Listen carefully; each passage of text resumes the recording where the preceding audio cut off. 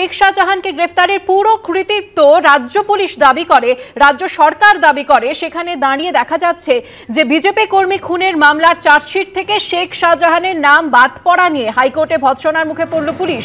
শুক্রবার মামলার শুনানিতে এ নিয়ে প্রশ্ন তোলেন ক্ষুব্ধ বিচারপতি জয় সেনগুপ্ত। তদন্তকারী আধিকারিকের উদ্দেশ্যে তিনি প্রশ্ন করেন, চার্জশিটে কেন বাদ দেওয়া হয়েছে শেখ শাহজাহানের নাম? 1 এপ্রিলের মধ্যে এ নিয়ে পুলিশের জবাব তলব করলেন বিচারপতি জয় সেনগুপ্ত। শুনানিতে রাজ্য সরকারের আইনজীবী জানান, সাক্ষীরা বিশ্বাসযোগ্য ছিল না, তাই শেখ শাহজাহানের নাম বাদ দেওয়া হয়েছে। এই জবাবে বিস্মিত বিচারপতি বলেন, আপনি সিদ্ধান্ত নিয়ে নিলেন যে সাক্ষী বিশ্বাসযোগ্য নয়। শেখ শাহজাহানের বাহিনী পয়েন্ট ব্ল্যাঙ্ক রেঞ্জ থেকে চোখে গুলি করে 3 জনকে খুন করে, কিন্তু শাহজাহানই পুলিশের শাহজাহান। শেখ শাহজাহানকে ওই বিস্তীর্ণ অঞ্চলের ইজারা দেওয়া ছিল তৃণমূল কংগ্রেসের পক্ষ থেকে, সেই জন্য পুলিশ কোনো ব্যবস্থা নেয়নি। পুলিশ তো কোনো স্বশাসিত সংস্থা নয়, পুলিশ তৃণমূল কংগ্রেসের কার্যত একটা শাখা সংগঠন হিসেবেই আছে। এখানে দুষ্কৃতী, পুলিশ, শাহজাহান সব মিলেমিশে একাকার হয়ে গেছে। অভিযুক্ত শেখ শাহজাহান সহ তৃণমূলের নেতারা তাদের নাম বাদ দিয়ে দিয়েছে পুলিশ।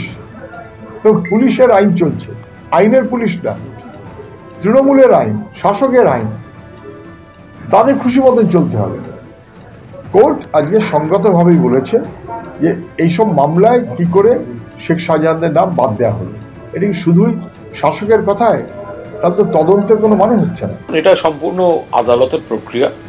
তো আদালত যদি কোনো বক্তব্য রেখে থাকেন, তাহলে সরকারের তরফে, প্রশাসনের তরফে নিশ্চিতভাবে তাদের বক্তব্য জানানো হবে।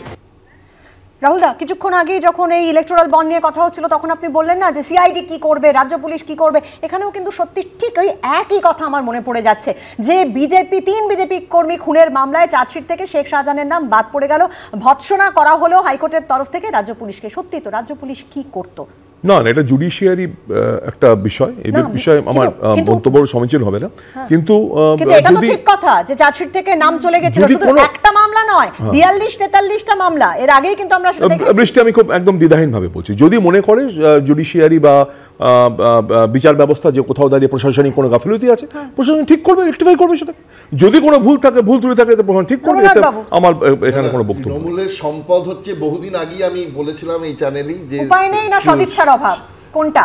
তৃণমূলের সম্পদ হচ্ছে শাহজাহান। শাহজাহানের মতো এইরকম কোনায় কোনায়, পশ্চিমবঙ্গের কোনায় কোনায় আরো অনেক শাহজাহান ছড়িয়ে আছেন, তারা হচ্ছে তৃণমূলের সম্পদ। এবং এই সম্পদদের রক্ষা করবার দায়িত্ব তৃণমূলকে নিতে হচ্ছে এবং নিতে হবেও, না হলে তৃণমূল দলটাই টিকবে না। সুতরাং তারা যে তার নামটা বাদ দেবে কোনো রকমে ধরা, এটাতে অস্বাভাবিক করতে কিছু নেই। এবং কোনো রকমে যখন ধরা পড়লো, তখন তাকে কিভাবে অন্যান্য নানা ইয়ে থেকে, চার্জ থেকে বাঁচানো যায়, বিষয় যায় অত্যন্ত দুর্ভাগ্যের হয়ে যায় রবীন্দ্রনাথ বাবু, যে রাজ্য প্রশাসন, যে কোনো রাজ্যের ক্ষেত্রেই প্রশাসন, পুলিশ, তারা যদি অসহায় হয়ে যায়, তাহলে মানুষ কার উপর ভরসা করবে?